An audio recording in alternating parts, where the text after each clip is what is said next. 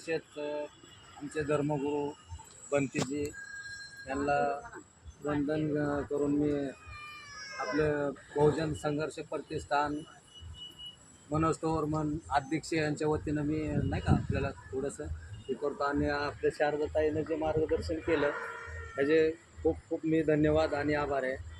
काय होतं, ज्या वेळेला नवीन मुलं शाळेत असतात, शाळेत बसताना अवघड वाटतं, पण जेव्हा शिक्षक शिकवायला जातील तेव्हा त्यांना आई येईल तेव्हा त्या मुलांना नाही का चांगलं वाटतं.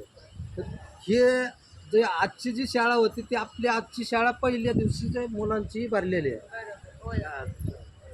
तर पहिली शाळा आज भरली, तर ह्याच्यानंतर जेव्हा मुलं शाळेत यायला चालू होईल आणि जेव्हा शिक्षकाचं त्यांना मार्गदर्शन कळून येईल तेव्हा त्या मुलांना गोडी लागते.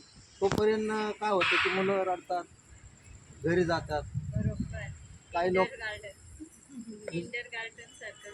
जे तसं काही लोकांना नाही का, म्हणजे मुलांना जे नाव आवडत ते घरी जातात, परत त्यांना आवडलं की येतात बसतात.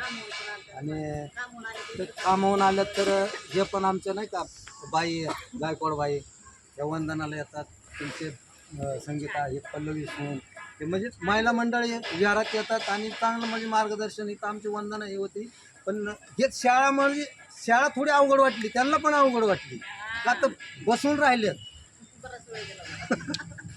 तर ह्याच्याबद्दल मी सगळ्यांचं जमलेलं यांचं सगळ्यांचे आभार आणि त्या ताईंचे पण आभार मानतो. आलेले सहकार्य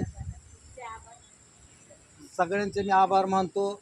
आमच्या उपाध्यक्ष पण आभार मानतील, आमच्या विहाराचे उपाध्यक्ष आणि अध्यक्ष मनोज तोवर्मन बहुजन संघर्ष प्रतिष्ठानचे पण जे कोण बुद्ध विहाराचे यांच्या सगळ्याच्या वतीने मी आभार मानतो. जय भीम. नमस्कार. टाळ्या नाही वाजवायच्या.